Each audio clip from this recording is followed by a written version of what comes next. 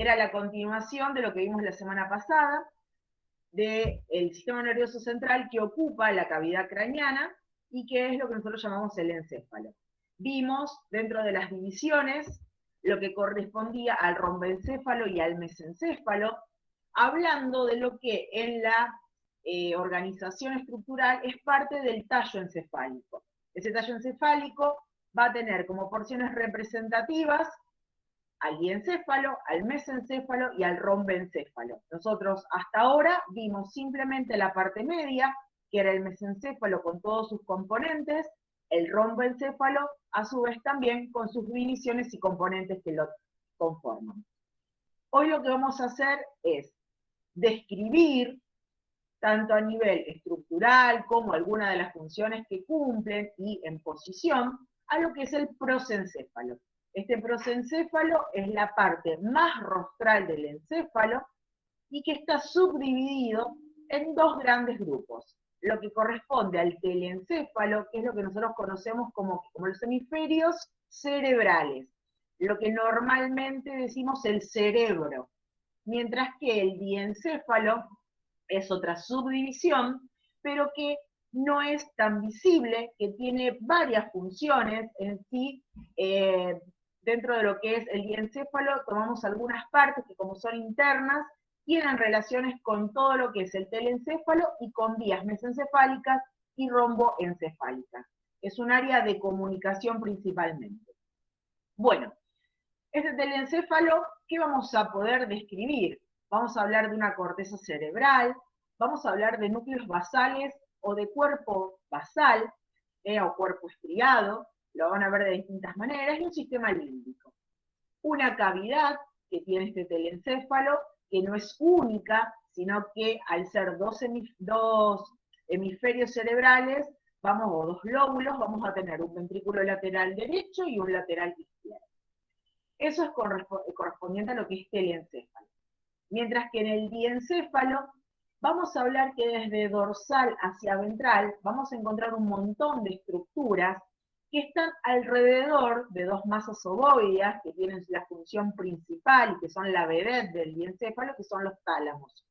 Entonces, alrededor de este tálamo vamos a encontrar el epitálamo en la parte dorsal, el hipotálamo en ventral, y vamos a encontrar subtálamos en una parte intermedia entre el tálamo y el hipotálamo, y el metatálamo, que ya vimos algo la semana pasada, rodeándolo, es decir, alrededor de los tálamos, el metatálamo. La cavidad del diencéfalo es el tercer ventrículo, que es único y en el cual vamos a ver accidentes que no vimos ni en el cuarto ventrículo ni lo vamos a ver en el ventrículo lateral por su forma y su disposición. Es decir, es algo completamente distinto a lo que consideramos como una cavidad. Bien, este dibujito de Konin marca de manera muy general esto que les vengo diciendo. Entonces, fíjense con la flechita, vamos a empezar a describir lo que ya vimos. Habíamos hablado de una porción caudal, que se continuaba luego del foramen magno con la médula espinal, que era el romboencéfalo. Formada ¿por qué? Por un metencéfalo, cerebelo y puente, y un mielencéfalo, que era la médula oblonga. Hasta ahí vimos todo junto con su cavidad, que era el cuarto ventrículo. Si avanzamos hacia rostral, este tallo encefálico tiene una porción media, que lo vemos aquí en rosa. Esta zona es lo que se llama el mesencéfalo, que vimos allí una lámina cuadrigémina en dorsal, es lo que corresponde al tectum, vimos una cavidad incluida dentro del tegmento y pilares cerebrales. Todo eso era el mesencéfalo. Hoy vamos a ver que limitando hacia rostral de este mesencéfalo en comunicación directa, aparece lo que es el prosencéfalo. Todo esto es el prosencéfalo, dividido en un telencéfalo, que son los hemisferios cerebrales, y esta parte interna que vemos aquí, que es el diencéfalo. Cuando ustedes ven, normalmente en cualquier corte, este es un corte sagital, van a ver un área circular, que todos dicen, bueno, es el tálamo. Lo que pasa, que después vamos a ver, que el tálamo son dos formaciones que se unen en la parte media. Entonces, esto que ustedes tienen acá, sepan que es la adherencia intertalámica, es la cara medial de uno de los tálamos, tanto del derecho como del izquierdo, que se superponen entre sí y por eso dejan esta superficie. Igualmente lo vamos a ver. Hacia ventral, fíjense que este diencéfalo tenemos esta estructura, es una glándula que ustedes la vieron desde Anatomía 1, que es la hipófisis, que estaba incluida dentro de lo que es la silla turca. Con Rodolfo vieron que estaba obliterada o protegida por lo que es el diafragma que forma la dura madre. Entonces, todo eso lo vamos a ver como relaciones. Bueno, volvemos a este dibujito. ¿Por qué lo usamos tanto? Porque es la manera que ustedes tienen de acercarse a lo que verían en un preparado. Si ustedes hoy prepararan los encéfalos como en viejas épocas, como para hacerlos prácticos, verían que esto es lo que ustedes ven de manera más cercana. Entonces, vamos a empezar a describir las estructuras de la misma manera que hicimos la semana pasada. ¿Qué estructuras del prosencéfalo vemos en cada una de las caras de manera externa? Y luego nos vamos a ir metiendo en el interior y desglosando qué otras estructuras que no se ven desde afuera participan en la formación de este encéfalo rostral. Bueno, vamos a una vista dorsal. En una vista dorsal, el otro día nosotros habíamos visto que sacando estos hemisferios encontrábamos las estructuras que nosotros queríamos ver. Bueno, entonces hoy vamos a empezar desde afuera, vamos a ver que estos dos hemisferios de manera ovoidea tienen una estructura donde la sustancia gris está distribuida en núcleos internos y nosotros lo que vemos, esta sustancia gris periférica está plegada dentro de pequeñas circunvoluciones con surcos que le dan ese aspecto cerebroide, de cerebro, que es lo que nosotros contemplamos que es la estructura que desde niños vimos en un cerebro.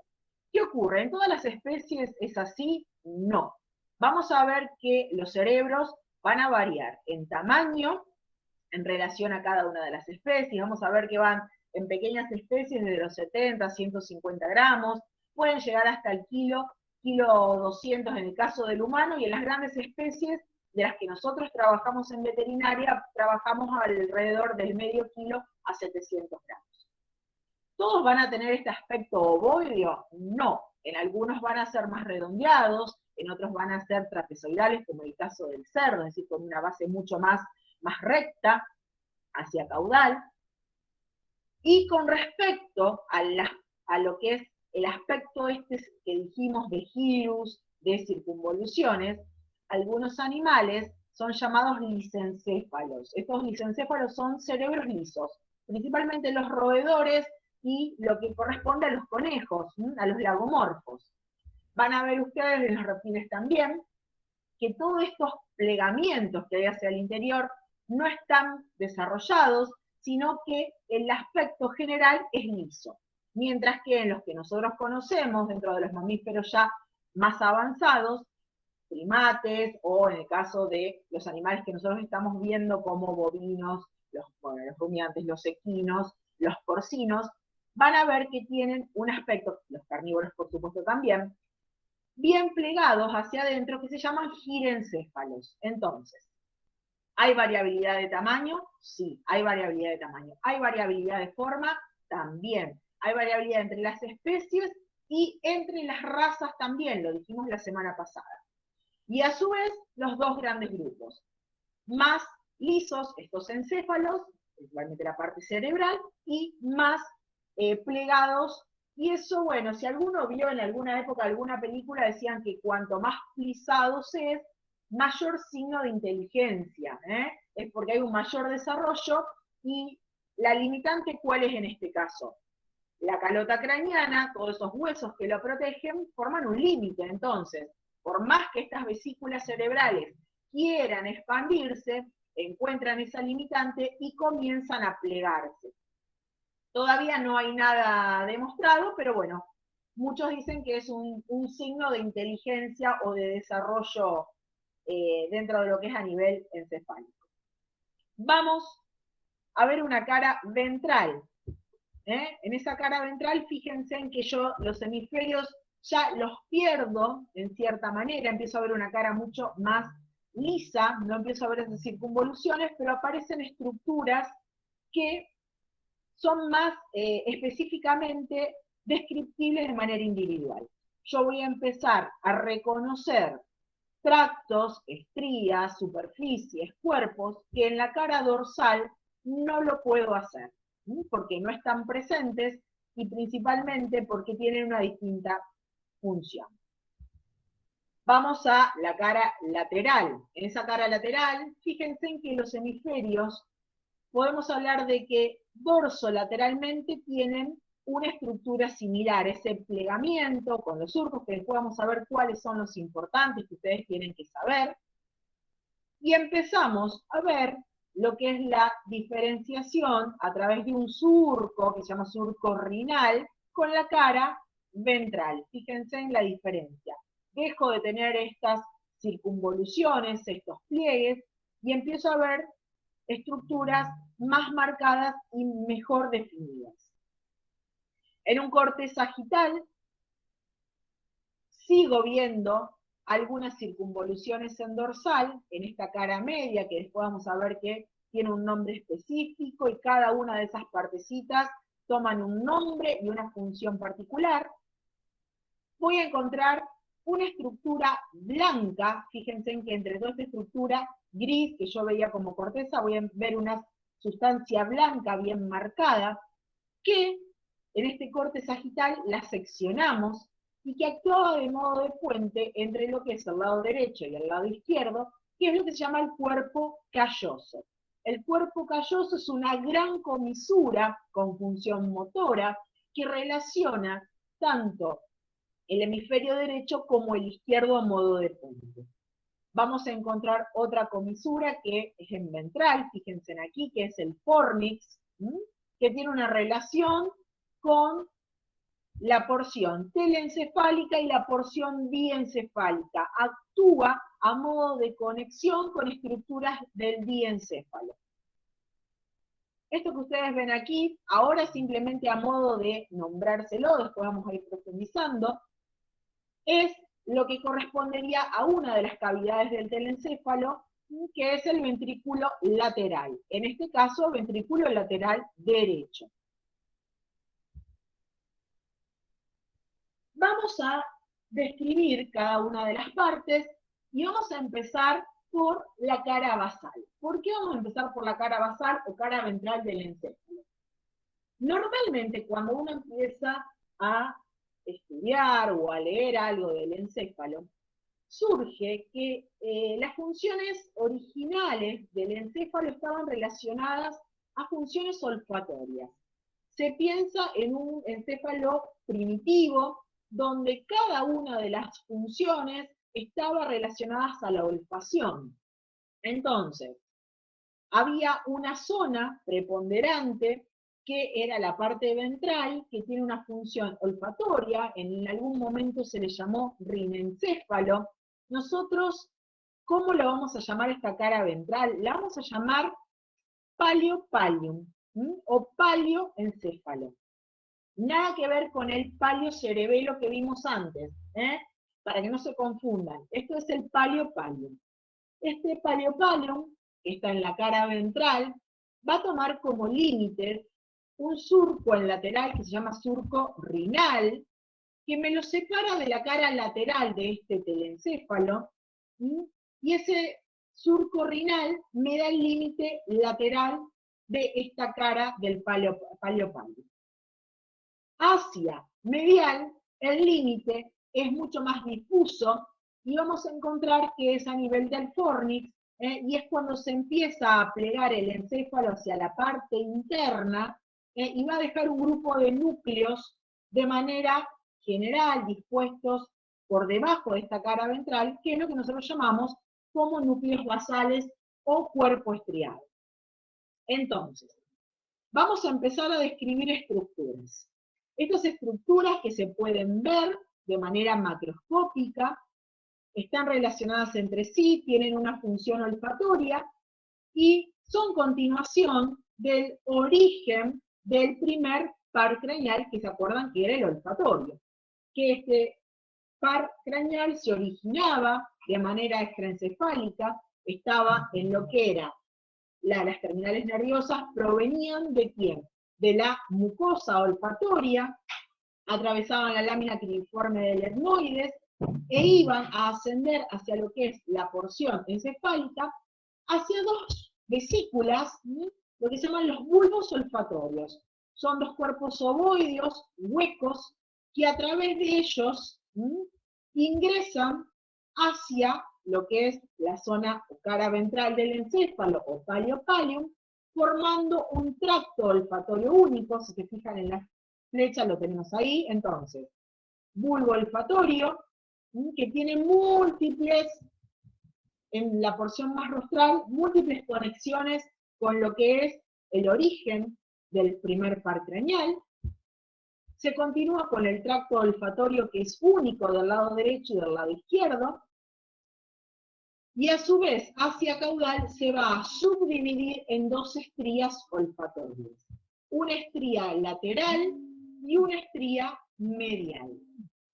Esas estrías divergen en la cara ventral y vamos a encontrar que entre ellas dejan una superficie triangular, que la ven aquí, que se llama trígono olfatorio. ¿Qué encontramos en este trígono olfatorio? Vamos a encontrar la sustancia perforada rostral. ¿Alguien se acuerda dónde estaba la sustancia perforada caudal que vimos la semana pasada?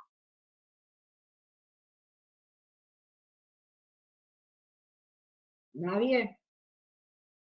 Bueno, cuando vimos mesencéfalo, vimos que en la cara ventral, fíjense aquí, estaban los dos pilares cerebrales separados por una fosa interpeduncular. En esa fosa interpeduncular íbamos a encontrar la sustancia perforada caudal. Estas sustancias perforadas son áreas que tienen pequeñas perforaciones, pequeños orificios por donde penetran los órganos tróficos, principalmente lo que es la irrigación sanguínea para lo que son las partes internas. Entonces, el trígono olfatorio, formado por la estría olfatoria medial y la estría olfatoria lateral, es el trígono con la sustancia perforada rostral. ¿Qué otro límite encontramos que ya no está marcado como estas dos estrías? En caudal, en la base de este trígono, encontramos lo que se llama el gyrus diagonal o fosa lateral, que es el tercer lado de este trígono. Entonces, cuando ustedes el día de mañana le pregunten o tengan que describir qué es el trígono olfatorio, es una zona de la cara ventral del telencéfalo que está delimitada por la estría olfatoria lateral y medial, que provienen del tracto olfatorio, que llevan información olfatoria hacia vías superiores, y que en caudal está limitada también por el gyrus diagonal. Bueno, ¿qué pasa con estas estrías? Dijimos que estas estrías son de sustancia blanca, llevan información de lo que es el estímulo olfatorio, y hacia dónde lo llevan. La estría medial, la ventana quedó abierta. La estría medial va a ingresar hacia zonas más profundas y va a llevar la información olfatoria para integrarlas a lo que es parte de la corteza. Mientras que la estría lateral va a ir a unirse a un cuerpo, que lo tenemos aquí, que se llama lóbulo piriforme. Este lóbulo piriforme integra todo lo que son vías olfatorias y a su vez va a emitir hacia el interior de este telencéfalo unas proyecciones, unas aferencias, que se convierten en lo que después vamos a ver como el hipocampo.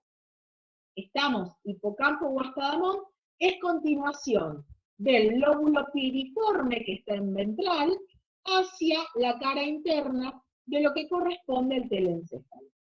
Entonces, ahí tendríamos una integración de estas vías olfatorias. Para que ustedes más o menos se sitúen, volvemos a recordar. Límite del romboencéfalo en ventral, el puente, y hacia atrás la médula oblonga. Lo que quedan entre los dos lóbulos piriformes, fíjense que son los pedúnculos cerebrales que no forman parte de lo que es este prosencéfalo, sino del mesencéfalo. Nosotros habíamos dicho que este mesencéfalo llegaba hasta el tuber cinereum, junto con el cuerpo mamilar, y a partir de aquí, a nivel de lo que es caudal de los tractos ópticos, es el límite de entre el mesencéfalo y el prosencéfalo. Después vamos a ver qué partes corresponden a cada uno. Vamos a dejar pendiente este tuber cinereum con el cuerpo mamilar para cuando veamos el diencéfalo. ¿Qué otras estructuras tenemos aquí? Esto que ustedes ven son parte de lo que es la decusación de los tractos ópticos, que se llama el quiasma óptico. Lo que ustedes ven aquí es continuación del par craneal 2, esas vías aferentes de lo que corresponde al estímulo visual, que está viniendo por los tractos ópticos, que cambian de manera parcial o total a nivel del quiasma óptico a su dirección, para formar lo que es la visión binocular, y van a ir a integrarse a las zonas mesencefálicas, que si se acuerdan, internamente eran los folículos rostrales del mesencéfalo que integraban esta información. Bueno, vamos a ir, para que ustedes vean un corte transversal del encéfalo para poder integrar lo que vimos hasta ahora. ¿Se acuerdan que yo les dije que el lóbulo piriforme, que estaba en la cara ventral, que recibía información olfatoria, hacia el interior de lo que correspondía al encéfalo, emitía una continuación que era el hipocampo? Fíjense, nosotros aquí abajo teníamos, vuelvo a la imagen anterior, lóbulo piriforme, ingresa en caudal, gira hacia dorsal y se transforma en esta estructura que es el hipocampo o asta de Amón. ¿Por qué se llama asta de Amón? Porque tiene forma de cuerno. Entonces, imagínense en que esa estructura que era de manera piriforme, en forma de pera, emite un cuerno hacia caudal que gira y se posiciona en dorsal de lo que es el tálamo, formando este cuerpo que se llama el hipocampo. Simplemente para mostrarles esto ahora. Vamos a ir a la otra cara. Vimos la cara basal, ahora vamos a ver la cara media del telencéfalo. Hablamos que había un paliopalium, que era la cara ventral, que estaba separado del resto. ¿Por quién? Por el surco rinal de la parte dorsolateral. Mientras que en la cara media no había una definición marcada, simplemente vamos a decir que la sustancia, hay una correlación no muy perfecta entre lo que es la cara media y la cara ventral. A diferencia de lo que ocurre después, que vamos a ver entre la cara dorsal, sí, la cara ventral y la cara media, que hay límites precisos. ¿Qué vamos a encontrar en la cara media del telencéfalo? Vamos a centrarnos ahora en lo que ocurre aquí, en este hemisferio cerebral. Dentro de la cara medial vamos a encontrar lo que se llama el archipalium. El archipalium está formado por dos estructuras que están dentro de esta cara medial y son las circunvoluciones del cíngulo, acuérdense, en circunvolución del cíngulo, o singular, algunos le llaman, y circunvolución supracallosa, por encima del cuerpo calloso. Entonces, esto que vemos aquí en la cara media es el archipalium. El archipalium se separa de la cara dorsal, que es esta que ustedes ven aquí, a través de una gran fisura o surco, que es el surco esplenial. De la misma manera que vimos el surco rinal, que me separaba la cara dorsolateral del encéfalo de la basal, bueno, el surco esplenial me separa la porción dorsolateral de la cara medial, y ahí me marca que esta diferencia, que es lo que es el arquipalium, tiene dos componentes, circunvolución del cíngulo y circunvolución supracallosa. ¿Qué podemos encontrar también que está formando este arquipalium? Una circunvolución que se llama supragenual. ¿Y qué es? Fíjense aquí chiquitito. ¿Ven esta saliencia que está por encima del cuerpo calloso? Bueno, algunos animales la presentan más desarrollada, más evidente, y la podemos nombrar. Si no, en la mayor parte de los animales hablamos de que el arquipalium está formado por la circunvolución del cíngulo más la supracallosa. Hasta ahí es muy sencillo este arquipalium. Vamos a ver qué me queda dentro de esta gran corteza que venimos nombrando, que es la cara dorsolateral.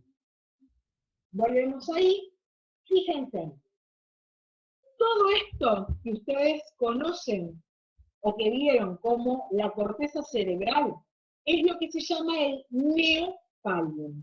Entonces, las tres partes de este telencéfalo de manera externa son paliupalium en basal, arquipalium en medial y en dorso lateral. Todas las circunvoluciones y surcos que nosotros vemos pertenecen al neopalium o mal llamado corteza cerebral. ¿Se entendió hasta ahí? ¿No se entendió nada? Bueno. Si alguno se anima, de última volvemos a repetir. Si alguien... Hola. Profe, Sí. ¿puede volver a explicar por favor lo del arquipalium? Bueno, ahora lo vamos a ver. Mirá. Yo ahora les voy a mostrar otro esquema para que ustedes... Ahí se tildó. Bueno, vamos bien. Esperen que se tildó acá la imagen. Volvimos al principio. Bueno, vamos a empezar como para que ustedes lo relacionen. Dijimos, los hemisferios cerebrales tienen forma ovoidea. Va a tener, como cualquier estructura, va a tener una cara dorsal, una cara medial, una cara ventral y una cara lateral. ¿Qué ocurre con estas cuatro caras? Dos están de manera unidas, no hay una diferencia entre ellas. Por eso hablamos de una cara dorso-lateral. Esta cara dorso-lateral tiene un límite en lateral, que es el surco rinal. Y en medial, bueno, ¿por qué? Y en medial, para que lo vean, es el surco esplenial. Hasta ahí es el límite de la cara dorsolateral. Eso se llama neopalium. Para explicarte lo que es el archipalium, vamos a un corte sagital. Abrimos los dos hemisferios por la cisura longitudinal media, y vamos a ver que en la cara medial aparecen un montón de estructuras, pero simplemente debajo del surco esplenial, que está aquí, aparece una circunvolución, un girus dentro de lo que nosotros conocemos de ese encéfalo, que se llama circunvolución del cíngulo, y otra que se llama circunvolución supracallosa. Entre el surco esplenial y el cuerpo calloso, que es esa estructura blanca a modo de puente, queda lo que se llama arquipalium, que está en la cara medial del telencéfalo. ¿Se entiende mejor? Sí, profe, gracias. Bueno, dijimos hasta ahora cara medial y cara dorsolateral. Nos quedaba en ventral la cara basal, que era esta que vimos en otro esquema, pero yo les voy mostrando distintos esquemas como para que ustedes lo vean. Entonces, cara basal, desde el surco renal hasta el plano medio, todo lo que corresponde al paliopalium o rinencéfalo. Hasta ahí vamos, esto es la generalidad.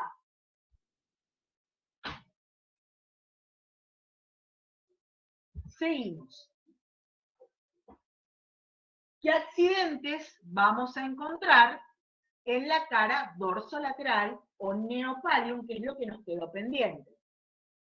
Vamos a encontrar un conjunto de surcos y circunvoluciones o girus que pueden estar presentes en la mayor parte de los animales y que de una manera casi continua podemos describirlos en las especies. Por ejemplo, nosotros tenemos un gran grupo de surcos, en los cuales el más importante en esta cara lateral es el surco silviano. Se desprende del surco rinal, que ustedes lo ven aquí. ¿Lo ven con el número 4? Ese surco rinal que me separaba la cara basal de la cara laterodorsal, emite hacia lo que es el plano lateral un surco profundo llamado surco silviano o surco de Silvio, que me divide a todas estas circunvoluciones de manera bien marcada. Ese está presente en todas las especies y casi siempre respeta una misma posición que es por encima del quiasma óptico. Si yo en basal toco el quiasma óptico y voy hacia lateral, voy a encontrar el surco silviano.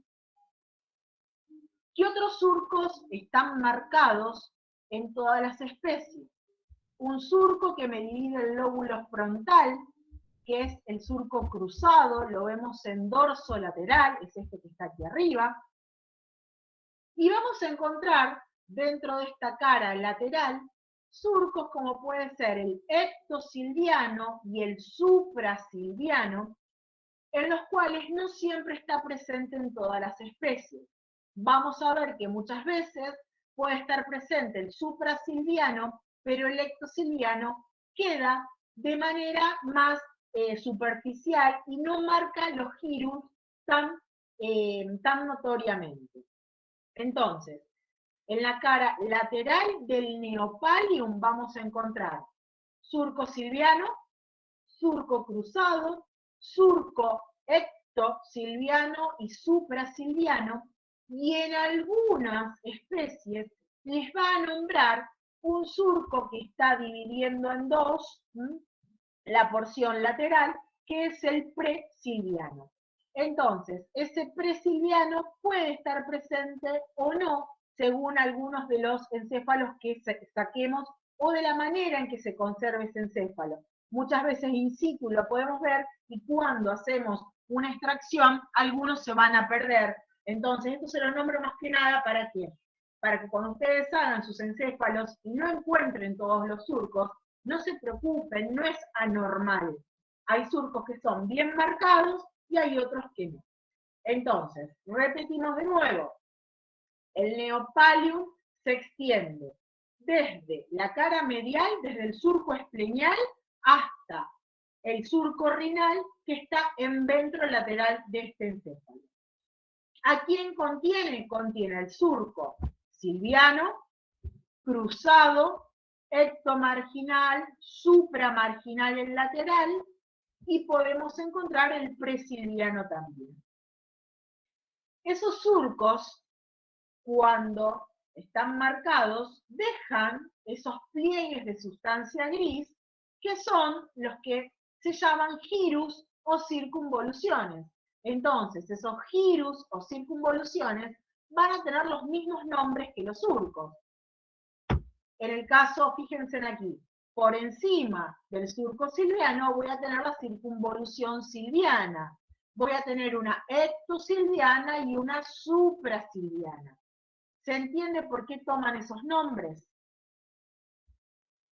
¿Qué otra cosa o qué otro accidente voy a poder nombrar dentro del neopalium? Dentro del neopalium, en caudal, en el lóbulo occipital, acuérdense que este encéfalo lo podemos dividir según las regiones óseas en un lóbulo que tenemos frontal, lo que es la parte, este que está aquí, todo esto que está marcado, todo esto es frontal, lo que corresponde a la parte parietal, en dorsal, temporal en lateral y occipital en caudal.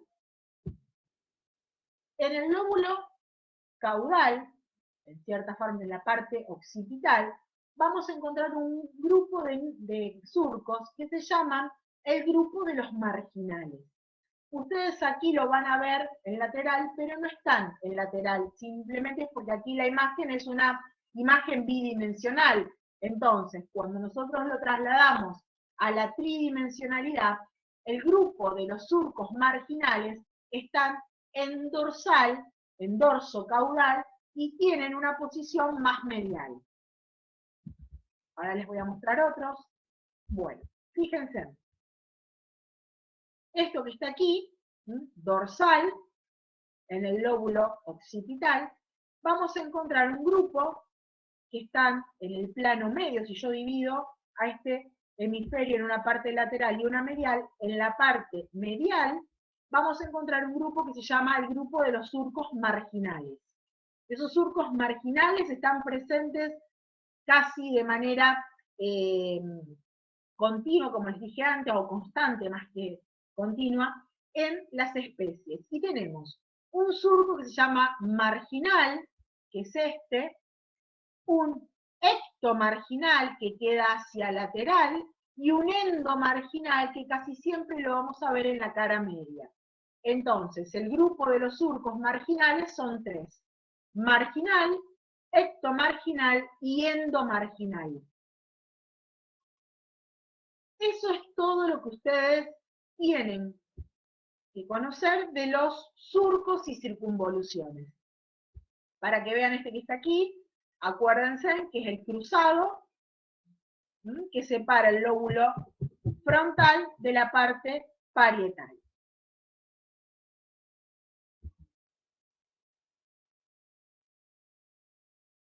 Bueno, terminamos de describir de manera externa lo que correspondería a esta corteza cerebral o pallium en las tres grandes porciones: neo, archi y paleopallium, con las estructuras que ustedes van a encontrar tanto en los esquemas como en un corte que podrían ustedes hacerlo sobre sus piezas frescas. Ahora vamos a empezar a meternos dentro de estructuras que ya no se ven por fuera, pero que siguen perteneciendo al telencéfalo, a una de las divisiones del prosencéfalo. ¿A quién vamos a describir? Bueno, vamos a describir a una estructura que yo les nombré antes, que era el cuerpo calloso. El cuerpo calloso, que ustedes lo ven en un corte sagital, desde afuera no se puede ver, es una estructura a modo de puente de fibras blancas con una función motora que integra a ambos lados y que tiene tres partes generales. Esta placa de sustancia blanca tiene una porción al corte que se llama rodilla, que es la porción rostral, un cuerpo cuadrangular y un extremo caudal que se llama esplenio. Entonces, genu, cuerpo o tronco, y esplenio son las tres porciones que forman el cuerpo calloso. ¿Qué más le tenemos que sumar? Le tenemos que sumar lo que se llaman las radiaciones del cuerpo calloso. El cuerpo calloso, que les dije actuaba a modo de puente, en los laterales se mete dentro de lo que es el telencéfalo a través de radiaciones. Si estuviéramos en una clase presencial, podríamos dibujar en un pizarrón de qué manera el cuerpo calloso se mete dentro de este telencéfalo y va a formar como si fueran, imagínense en el techo de un tinglado, de lado a lado, y va a dejar por debajo de él un espacio. Ese espacio es lo que se conoce como ventrículos laterales. Fíjense. Imagínense que este espacio que tengo yo aquí, en un corte frontal que se hizo, por encima pasa a modo de puente o de tinglado, de techo, de una estructura, el cuerpo calloso. ese cuerpo calloso deja por debajo estos espacios que son los ventrículos laterales, que son las cavidades del telencéfalo. Entonces, estas cavidades que quedan por debajo del cuerpo calloso, el cuerpo calloso se mete, fíjense en esta sustancia blanca que ustedes ven aquí, que forma parte de la corteza cerebral, permite que los haces que salen del cuerpo calloso se metan a manera de radiaciones dentro de esta sustancia. ¿Con qué otra estructura tiene relación el cuerpo calloso? El cuerpo calloso tiene relación con una estructura ventral, que es el fornix, que lo van a ver aquí, con el número 7, fíjense. Nosotros en un corte transversal simplemente vamos a ver como si fuera una estructura plana, pero el fornix es una estructura que está en la parte media del telencéfalo, tiene una forma triangular, tiene para su descripción una cara dorsal, una cara ventral, y tiene columnas y pilares. Las columnas son prolongaciones verticales que tienen relación con lo que es el diencéfalo, mientras que los pilares son prolongaciones del fornix de manera horizontal, que hacen a modo de puente entre ambos hemisferios. ¿Por qué digo que se relaciona con el cuerpo calloso? Porque el cuerpo calloso en la parte media desprende una lámina que se llama septum pellucidum, el cual tiene un conjunto de núcleos septales que, si ustedes lo ven, vamos a marcárselo en esto. Fíjense, el cuerpo calloso era una lámina a modo de puente que emite un septum muy delgado de tejido nervioso que lo une con el fornix y que se llama septum pellucidum. Este septum pellucidum está en el plano medio. Entonces, cuando nosotros cortamos un encéfalo en el plano sagital medio, vamos a ver que lo rompemos ese septum, que es una delgada lámina, y que actúa a modo de puente entre lo que es el cuerpo calloso y el fornix. ¿Para qué nos va a servir saber que está presente este septum pellucidum? ¿Por qué? Porque va a formar parte de lo que corresponde a los límites de los ventrículos laterales. Bien, llegamos a los ventrículos laterales. Los ventrículos laterales, después vamos a ver otro esquema también, dijimos que eran los ventrículos o los espacios que están dentro del telencéfalo. Ventrículo lateral derecho, ventrículo lateral izquierdo.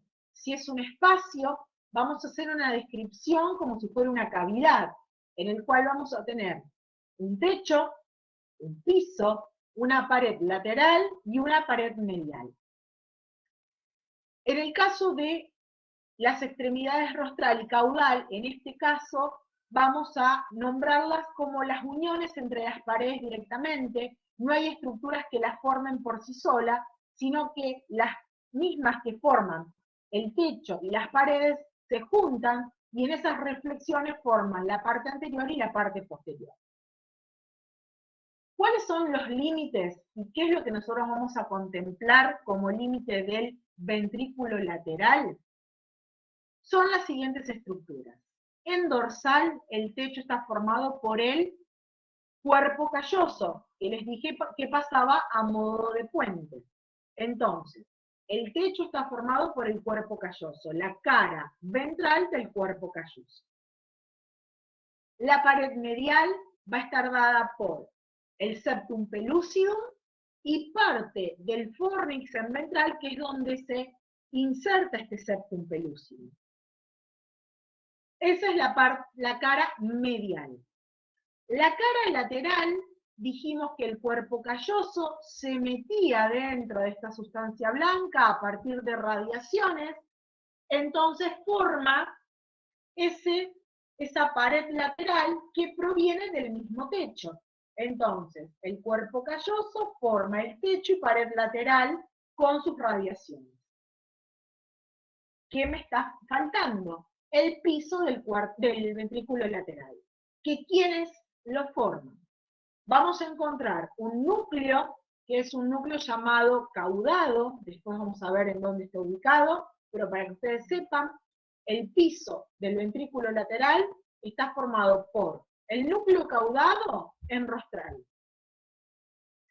En caudal, si se acuerdan, les dije que era el hipocampo, que se acuerdan que era una prolongación hacia el interior del telencéfalo que proviene del lóbulo piriforme. Entonces, el piso del ventrículo lateral está formado en rostral por el núcleo caudado y en caudal por el hipocampo. A su vez, podemos nombrar que parte del fornix se mete dentro de este piso y emite lo que se llama una fimbria del fornix. Es una prolongación de sustancia blanca que ingresa dentro de este piso.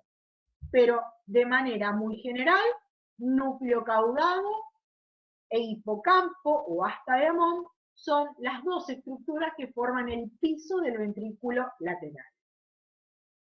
¿Con quién se comunica el ventrículo lateral? Lo hace a través de un foramen interventricular, en el cual confluyen los dos laterales, para ir a comunicarse con un tercer ventrículo, que es la cavidad del diencéfalo, que hasta ahora no lo vimos.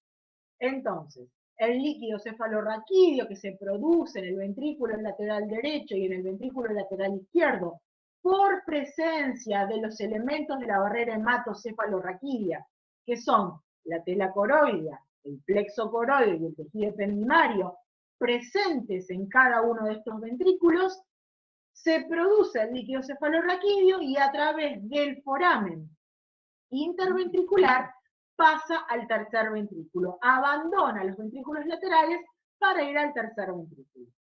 Eso sería lo que ustedes mínimamente tienen que conocer de lo que es el ventrículo lateral del encéfalo o del telencéfalo. Seguimos. Yo les hablé de que este encéfalo, este telencéfalo, cuando a nivel embrionario empieza a formarse, empieza a plegarse. Hay una zona ventrolateral de este telencéfalo que se pliega de manera bien marcada hacia el interior y arrastra sustancia gris y sustancia blanca. Esta zona es en ventral del encéfalo y es lo que se conoce como cuerpo estriado o núcleos basales. Entonces, esta zona ventrolateral del encéfalo que se pliega hacia el interior, arrastrando este conjunto de núcleos que en un primer momento, por tener un origen a nivel basal, donde estaba ese famoso rinencéfalo, donde estaban las funciones olfatorias, se creían que solamente tenían función con respecto a la olfacción y con, no solamente la olfacción como percepción de los olores, sino como conductas sexuales, como conductas instintivas a través de lo que es la olfacción de algunos estímulos que activaban a cada una de estas partes para ciertos comportamientos de los animales. Se empieza a plegar hacia adentro y forma un gran conglomerado de núcleos de los cuales nosotros pretendemos que mínimamente ustedes puedan describir lo que es. Fíjense aquí.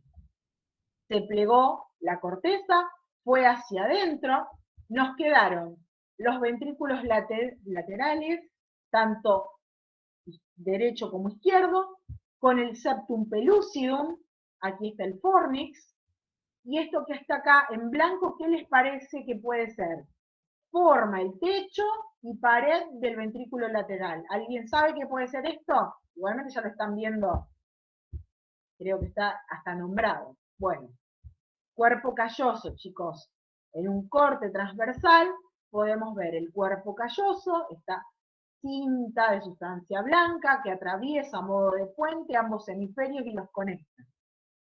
Por debajo, los ventrículos laterales separados por el septum pellucidum, y por debajo, siempre perteneciendo al telencéfalo, un gran conglomerado de núcleos basales, en los cuales vamos a describir aquí.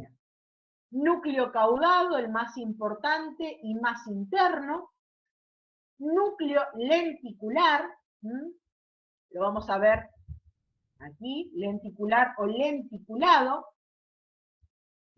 Y un núcleo que queda, permítanme, voy a salir de presentación a ver si es que está mal puesta la imagen, a ver si podemos ver el resto, si no, se los... No, estamos bien, lo podemos ver ahí. Caudado, lenticular, y aquí van a ver chiquitito lo que es el claustro o ínsula, que es otro de los núcleos. Entonces, cuando describimos a los núcleos basales, hablamos de núcleo caudado, el cual tiene una forma de coma, con una extremidad redondeada y una forma de cola. En la base vamos a encontrar que se anexa a otro núcleo que se llama amigdalino. Ese núcleo amigdalino nosotros no lo podemos ver, sí con ciertas tinciones y a nivel histológico se puede describir, nosotros a nivel macroscópico no lo vamos a poder ver. Vamos a encontrar que separando al núcleo caudado del núcleo lenticular o lenticulado aparecen fibras blancas, sustancia blanca, la cual se llama cápsula interna, y una cápsula externa, la ven ahí marcada y la ven aquí con el número 4, que me separa el núcleo lenticular de otro núcleo mucho más pequeñito llamado ínsula o claustro. Y en algunos casos, no en todos los encéfalos, vamos a ver que esta cápsula externa da una proyección también de sustancia blanca llamada cápsula extrema. Entonces, todo este conjunto de manera interna, llamado cuerpo estriado o núcleos basales, están en la parte ventral interna del telencéfalo. Son los núcleos que forman el telencéfalo y que están bien segmentados y separados entre sí por cápsulas. Cápsulas de sustancia blanca que son la interna, la externa y la extrema. La extrema puede no estar presente o no ser constante en todas las especies. Bueno, hasta aquí llegaríamos con telencéfalo. ¿Qué nos está faltando? Nos está faltando la porción más rostral de lo que corresponde al tallo encefálico o tronco cerebral, que es el diencéfalo. Ese diencéfalo tiene como estructura principal a lo que son los tálamos. Esto ustedes lo vieron la semana pasada, que simplemente llegamos hasta aquí, ¿se acuerdan? En rostral de los colículos rostrales que pertenecen a la lámina cuadrigémina del mesencéfalo, este surco me lo separa de lo que es el prosencéfalo y a lo que correspondería al diencéfalo, que es parte del prosencéfalo que queda en la cara interna o en el interior de esta porción rostral del encéfalo, tapada por el telencéfalo, que son los hemisferios cerebrales. Bueno, ¿qué encontramos aquí? Encontramos, dentro de lo que es el diencéfalo, lo que corresponde al tálamo. Cuando hablamos de tálamo, por más que ustedes digan el tálamo, son los tálamos. Los tálamos ópticos. Son dos masas ovoideas, una derecha y una izquierda, las cuales contactan en su cara media. ¿Eso dónde lo vemos? Aquí, fíjense. Este corte sagital me marca que a nivel interno, en la parte más rostral, acuérdense de lo que es el tallo encefálico, encuentro una cara medial redondeada que significa que es la cara del tálamo, en este caso es el tálamo derecho, que se va a contactar con el tálamo izquierdo, el cual nosotros en este momento no lo vemos. Esas dos masas ovoideas están relacionadas con distintas partes en las cuales hablamos. En dorsal de un epitálamo. En ventral encontramos el subtálamo y más ventralmente, casi en el exterior, el hipotálamo. A su vez, alrededor de los tálamos encontramos lo que se llama el metatálamo, algo que está alrededor de. Entonces, esos metatálamos los vimos la semana pasada y se llamaban cuerpos geniculados. Geniculado lateral, que lo ven aquí, y geniculado medio, que queda como una pequeña porción anexa. Estos tienen función visual, el lateral, y auditiva, el caso del medial. Vamos con este corte, que es el que ustedes normalmente van a ver.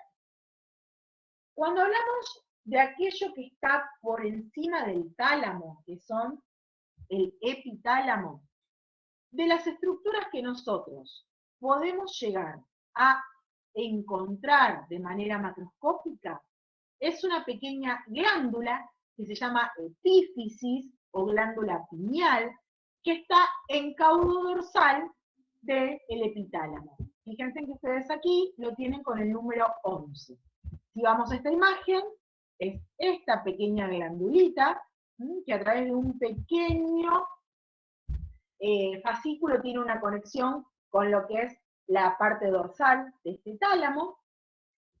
¿Y qué función tiene la glándula pineal? La glándula pineal tiene una función principalmente de regular el ciclo circadiano, lo que son los ciclos de luz. Ustedes habrán escuchado hablar que, por ejemplo, en las aves, para la postura, se necesitan ciertas horas de luz.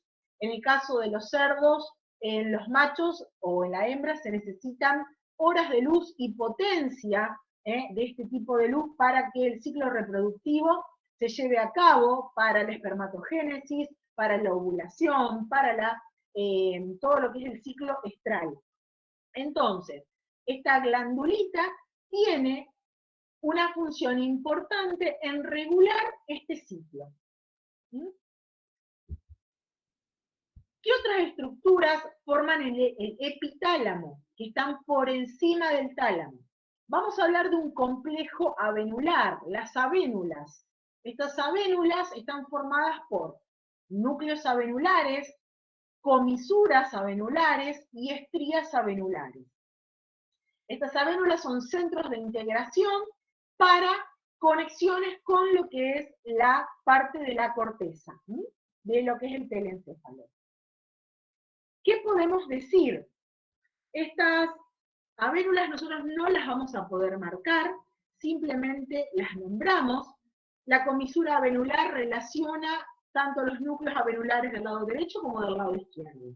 Las estrías se interiorizan dentro de lo que es el tallo encefálico y van a terminar esta pared dorsal del tálamo junto con lo que se llama la lámina terminal gris en formar la pared dorsal. Entonces, el epitálamo está formado por lámina terminal gris con una comisura gris, o como una gran comisura, una porción que se llaman las avénulas, núcleos avenulares, estrías avenulares y comisura avenular, y en caudal lo que es la glándula pineal o epífisis. Eso sería el epitálamo. Si vamos a ventral, hablábamos de un subtálamo. En el subtálamo simplemente nombrar que hay un grupo de núcleos subtalámicos que tienen relacionan el tálamo con el hipotálamo. Más ventralmente, ya encontramos el hipotálamo. Si ustedes se acuerdan, en un corte,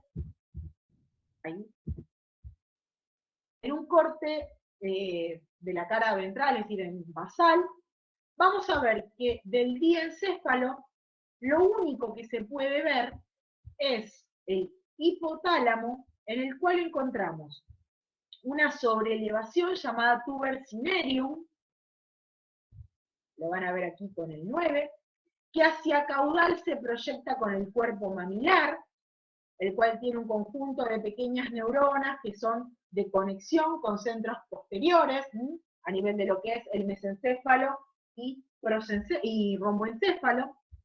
Y este tuber cinereum es una sobreelevación que tiene un orificio por donde pasa el infundíbulo. El infundíbulo, si ya cursaron histología, habrán visto que dentro de los órganos endocrinos aparece otra glándula a nivel encefálico que es la hipófisis.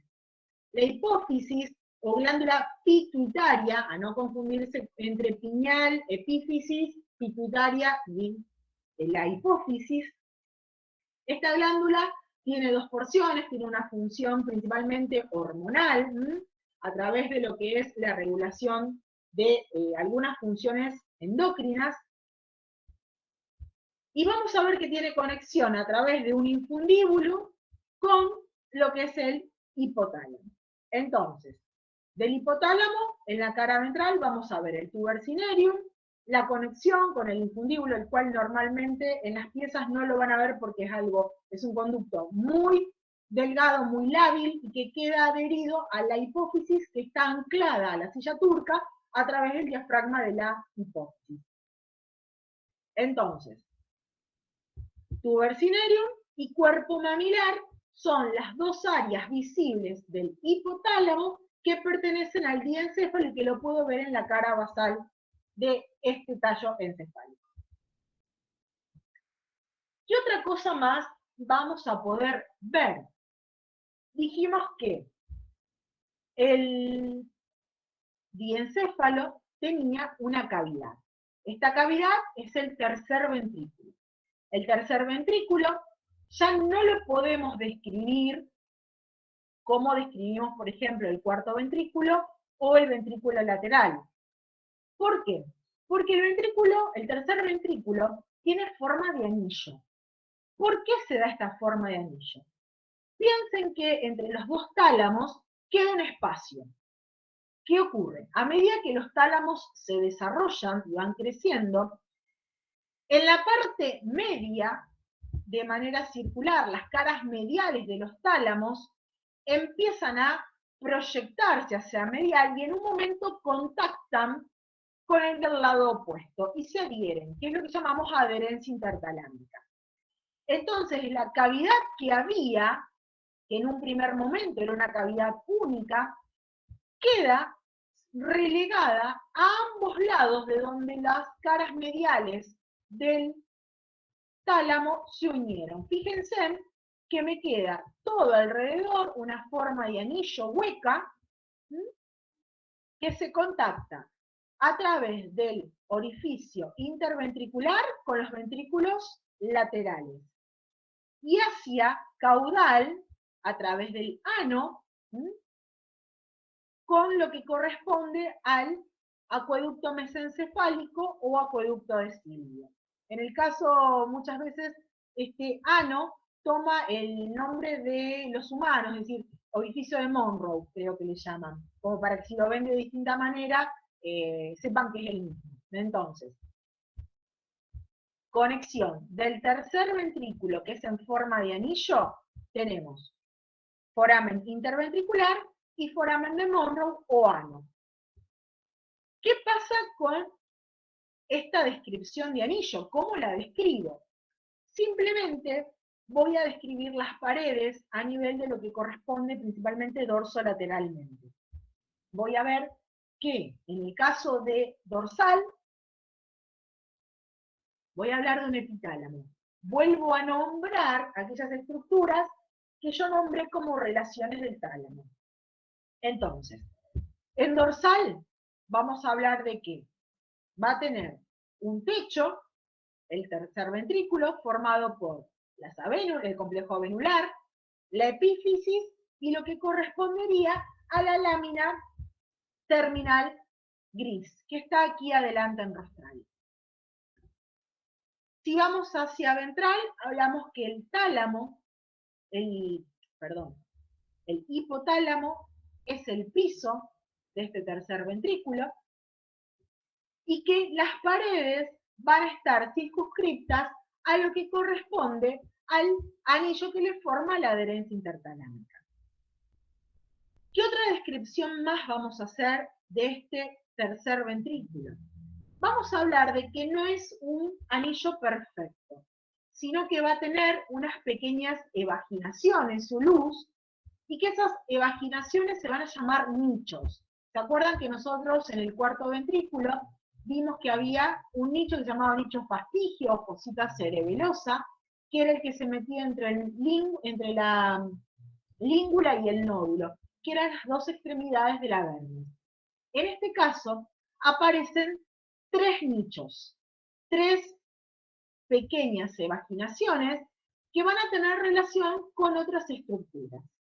En el caso de el nicho que se llama pineal, es dorsal, es una saliencia que va hacia la estructura de la epífisis, va a tener dos porciones, una porción suprapineal y una infrapineal, siendo un mismo nicho o una misma evaginación, va a tener dos porciones, dejando en el medio a la glándula pineal. Nicho pineal dividido en suprapineal, por delante, e infrapineal por detrás o debajo. ¿Qué otras formaciones más? ¿Qué otros nichos tenemos? Vamos a ir hacia el piso. En el piso del tercer ventrículo vamos a encontrar un nicho que se llama óptico, que va a ir hacia la altura de los tractos ópticos, ¿se acuerdan que estaban aquí abajo? Y un nicho infundibular, que es aquel que va a ir hacia caudal para el infundíbulo que me lo comunica con la hipófisis. Entonces, tercer ventrículo, hablamos de tres nichos, en los cuales ustedes uno los subdividen en supra e infrapineal, que es el pineal, un nicho óptico en rostral y un nicho infundibular en caudo ventral. Hasta ahí sería la descripción del tercer ventrículo. El tercer ventrículo, como bien dijimos, tiene presencia de los componentes de la barrera hematocefalorraquídea, por lo tanto, en este ventrículo en forma de anillo, que está la barrera endorsal, la vamos a encontrar en el techo, vamos a encontrar formación de líquido cerebroespinal o cefalorraquídeo. Entonces, de allí va a circular hacia lo que es el acueducto mesencefálico y luego hacia el cuarto ventrículo. Hasta ahí terminaríamos de cerrar lo que es este diencéfalo. ¿Alguna pregunta, chicos? Con respecto a las partes externas, lo dijimos antes, lo que es lo que es la parte del metatálamo, cuerpos geniculados, lateral y medial, con relaciones hacia lo que es el mesencéfalo. Nuevamente, las conexiones, para que ustedes sepan, a través de un brachium, colículo caudal, que tenemos aquí, con geniculado medio.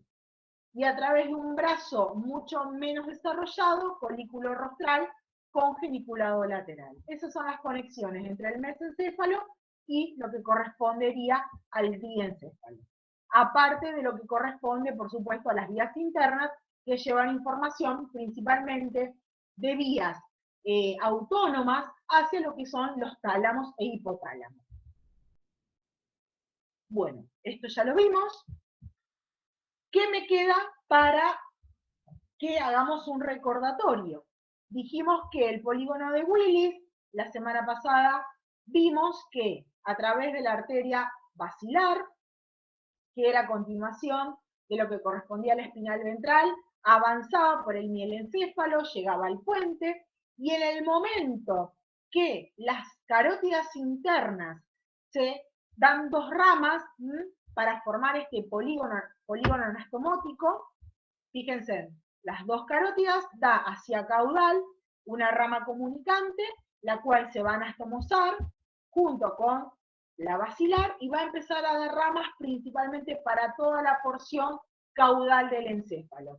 Ahí vamos a tener las cerebelosas y la cerebral caudal. Dentro de cerebelosas tenemos dos, rostral y caudal. Vamos a ver muchas veces la cerebelosa caudal no la nombramos dentro del polígono propiamente dicho. ¿Por qué? Porque sale de la basilar directamente.